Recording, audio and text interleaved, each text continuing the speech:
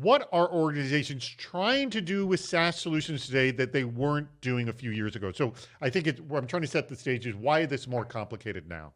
First of all, there's a growth of SaaS for a while now, but the COVID situation even accelerated it even further. People have so much SaaS that they can't even figure out what to do in which system. And the growth that we see the most right now is not necessarily adding more SaaS, but connecting those SaaSes together, automating processes between those SaaS services, and integrating more of those together. We all talk about how we internally are going to communicate with the cloud. That's, CASBs are kind of managing that communication.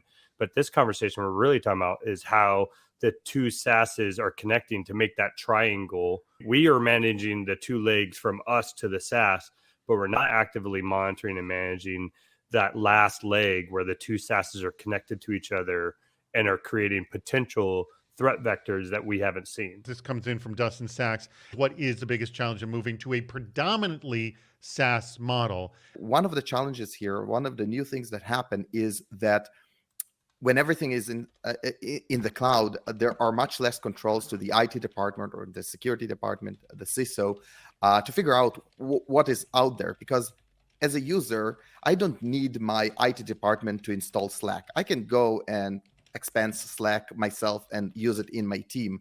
And then when things start connecting to that, start moving actual PII information or intellectual property through that, there's no visibility to the teams that need to secure that. Do they know what they're getting into?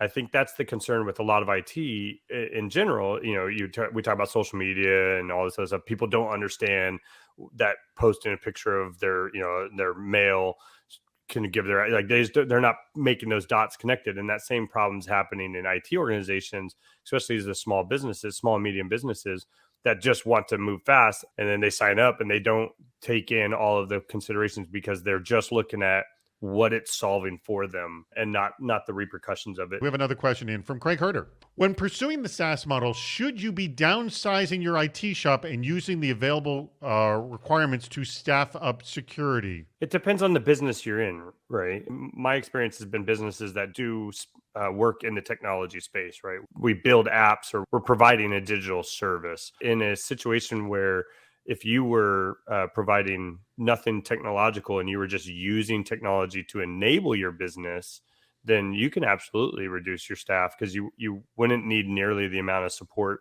required. All right, we got a lot of really good bad ideas that have come in here. So why do you want to crowdsource your SaaS security on Fiverr? It's just a place for me to shop for gig work. I think that's a great place for outsourcing your work. It's no different than me outsourcing it to a large company. I'm just outsourcing it to individuals based off of tasks. It just requires a little bit more micro breakdown. Unencrypt everything so it's super fast. Why do you want to do it? First of all, productivity. Security is second. First of all, if the company is not doing what it's set up to do, it doesn't matter how good the security is, the company will fail, right? So you first of all want to make sure productivity is up there. What are the integrations and automations we need to worry about, or is the answer to that, it all depends?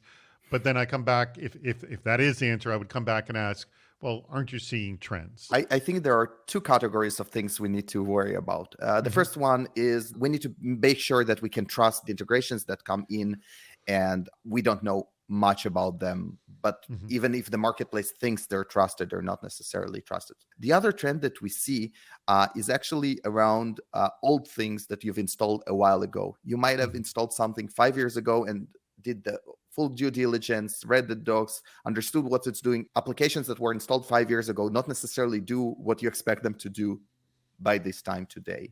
Who should own the SaaS budget, security, business, or IT? I want to map back as much of the IT to the business as possible, but I think that the budget is owned by the IT organization. It just needs to get mapped back appropriately as part of the business. I think the reason why you want to own there's a little bit of who holds the purse strings, kind of controls what you have. That's kind of your governance structure so that you prevent multiple uses of the same tool, so you can create some efficiencies. We need better visibility into not just the SaaS services themselves, but the connectivity and the ecosystem as a whole, right? Mhm. We need to look at the ecosystem as a complete ecosystem and not a bunch of separate systems, because they communicate a lot, they share data a lot. This visibility with the explosion of SaaS services is not enough. You also need tools that help you figure out what's interesting, what's important, and how to improve them.